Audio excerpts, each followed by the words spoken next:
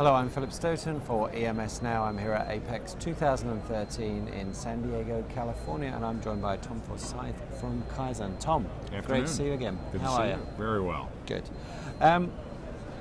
More importantly, how's the market, particularly the domestic market here? What's happening? Market's better than it should be, and I guess it kind of depends on whether you're capital or consumable. Mm-hmm.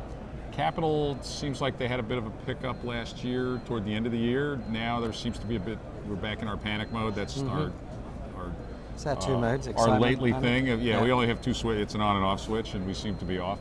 However, production seems to be ticking up. So we obviously more capital increases capacity, so that's a kind of a step change. But people seem to be trying to squeeze a bit more out of what they have or turn on what they bought recently. Okay.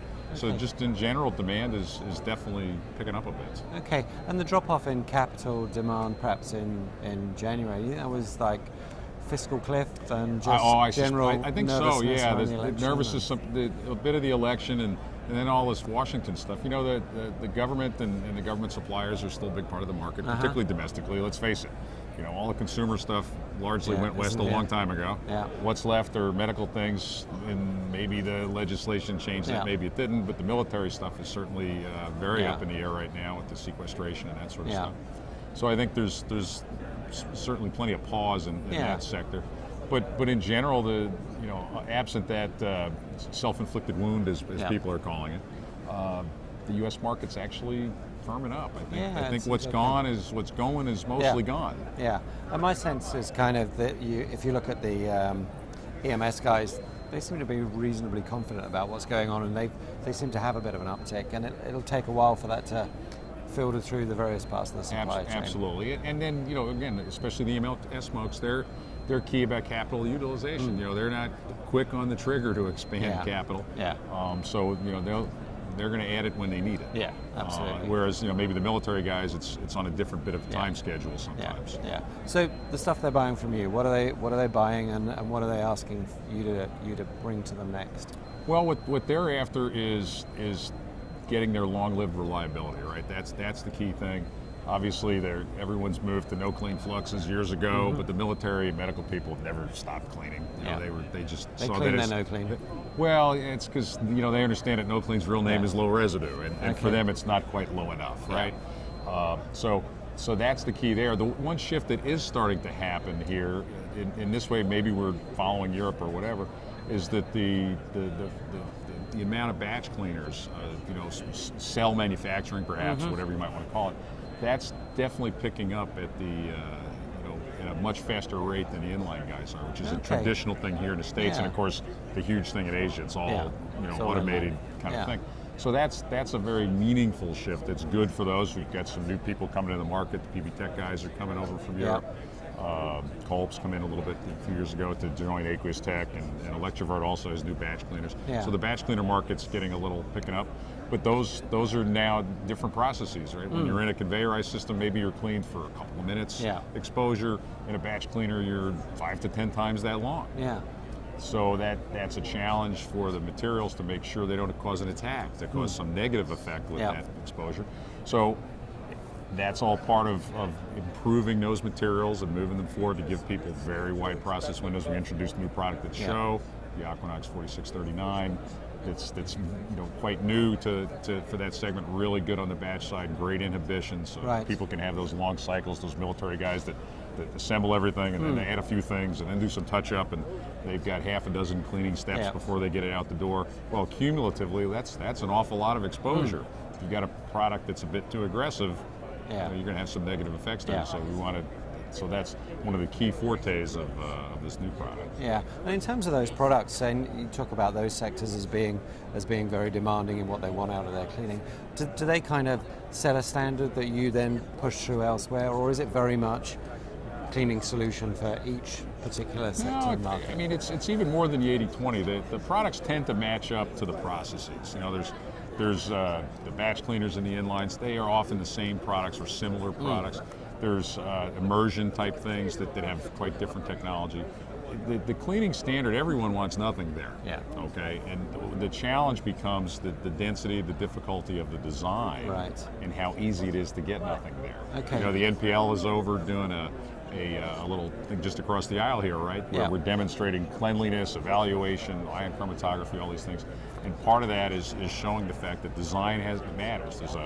There's a little fixture over there that shows the difference between a 10 mil standoff and a 1 mil standoff that we use the process conditions that would demonstrate that range, and it sort of fades to black, sort of thing. Yeah. And so design has a big factor in that, more than necessarily the end use. Certainly the end uses pull the design. Yeah, but I kind of think of cleaning as something. My assumption would be that you'd be given something to clean. Is there scope, or is there an understanding of a requirement for design to clean? Is there such a thing? There's a design to clean notion amongst the land of cleaning people, but there's not such a thing. Nobody else has taken any. There's no such notion in the design world. Yeah. Okay. Although we just had a customer in the stand a few minutes ago that was saying they've got a medical fellow, and they have a new project that they're keenly trying to work with the designers to do what they learned in the last few projects to get them adopt. But yet he was not entirely certain he was going to succeed in getting them to adopt those lessons learned. Yeah. So I think it's just one of those things as cleaning becomes more commonplace and more, as everyone says, oh yeah, it's not, gosh, why am I cleaning that silly no clean? But this is a value-added process. Well, then maybe I'll worry about making that value-added process even more valuable. Yeah, and design for clean, if there was such a thing, really has to fit in with design for manufacture, or it's a subset of design for environment. All of those things. I think there's the design for environment is certainly part of that, because the materials have to be green. This is our age. Yeah. We don't introducing products of the old days that might clean lovely, but that's just not one of the choices anymore. No. So it's by nature part of that, and certainly DFM means high quality, first pass yield, right? So if cleaning's required and cleaning's poor, that's going to screw up first pass yield, which means it's counter to DFM. Yeah. So I think it is very much a part of DFM. Yeah, we should avoid making yet another. I don't think we need another one. Yeah, because those guys don't want any more. That's right, and I think design for the environment eventually goes by the wayside when it simply becomes the standard. Yeah. So California, the first of 3 big international trade shows for us. SMT Nuremberg and then NEPCON Shanghai coming up. Are you going to be taking the same things, or are you going to be bringing some new products to Europe or China? A little bit different in the different segments. I mean, the market needs are a little different. Their wants are different. So we do wind up with a bit of a different product mix around the world. Some of the core things wind up being the same, but what we always try to do is understand those local needs and address them. The advantage of our approach to the market is, as we jokingly say, we don't have a well in the backyard where these products come out of the earth. We design them, we put them together, and the value add for designing different products for different regions far exceeds the incremental cost of having multiple products. So it's a win for the customer that we try to bring on board for sure. And just as an example, as you mentioned, the batch and inline thing. That couldn't be more chalk and cheese with that's right. Nuremberg and Shanghai. That's right. I mean, exactly. Nuremberg's all about batch, and China's all about inline. Yeah. And so very different focus and things there for sure. Yeah. But again, even there, of course, Europe is, from a cleaning need thing, is quite similar to the U.S. The high volume stuff that mostly doesn't get cleaned left long ago. Yeah. And what remains are those high rel things that are going to need cleaning. So on a percentage basis, Europe and the U.S., the cleaning needs have grown dramatically, but they really haven't grown dramatically. It's just the denominators changed. Yeah, absolutely. Whereas in China, it's a different situation, because they don't want to be cleaning. They don't want to be cleaning, but they want more margin. They want to make those class 2, maybe even class 3 parts, and when they do that, they have to clean. Yeah. So cleaning is starting to backfill into those folks, as they find how are they dealing with those wages that are rising, that are direct input to cost. Well, they have to deal with that. They have to max their yield. Absolutely. And a way to do that is also to sell a more higher value added part. Bid on contracts that have a bit more value in them, that can absorb that additional cost of that labor, and cleaning off is an enabler for that. Yeah, and we're certainly seeing that, and my sense is that a lot of these issues become global issues, and the regional variations kind of soften over time. Yeah, but there's some of its preference. There are niches for lots of different technologies, and for because the technology's really improved a lot, customers do have choices. That some may prefer an aqueous solution, some may prefer solvent, and if they both work, that's simply a choice. There's no right or wrong answer. It's a preference. Yeah. And there are certainly different areas around the country and around the world that have different preferences. Yeah.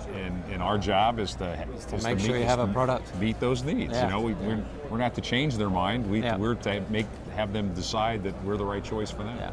Okay. Well, Tom, thanks for stopping by. Look forward to seeing you in Nuremberg and Shanghai. Always probably. a pleasure, and I'll see you in both. Take care. Take Bye-bye. care. Thank you.